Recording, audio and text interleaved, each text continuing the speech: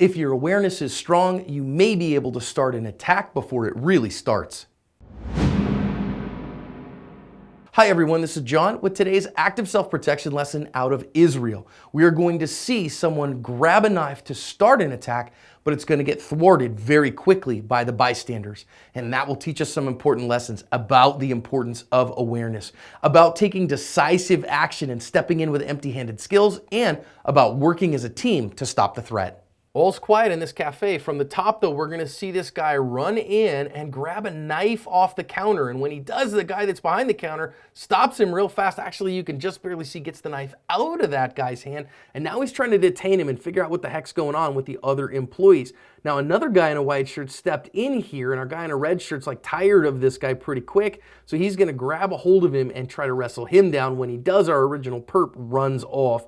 And they're going to try to hold this guy at first, but it's really hard to hold somebody on the ground against their will. The other guys say, hey man, let him up, whatever. And they do let him up, and these guys are going to run off, and this one's over that fast. Thankfully, nobody was seriously injured, and everybody goes to live another day. Let's go back and learn some lessons from this one. I think the first one that we got to talk about is awareness, especially awareness of threats in your vicinity. As this guy's coming in fast, you know, in Israel, there's a lot of terrorist attacks. So they got to be aware of things that are going on around them, because things can get ugly in a hurry. But whether you live in that kind of environment or a more suburban, safe environment like most in the United States live in, being aware of your surroundings and knowing what your threats are can give you some time to formulate a response. And because he was paying attention, when this guy went over the counter to grab the knife, he was able to respond quickly. You see, he had time to think about, oh, it's going to be on to defend myself, and time buys you options. If he had only seen that guy when he grabbed the knife, who knows what he would have done. But now he's got to get that knife out of his hand. That's pretty significant. You don't want to let that guy keep that knife. And it's very hard for us to see in this instance how he did that. I'm not 100% positive if the guy just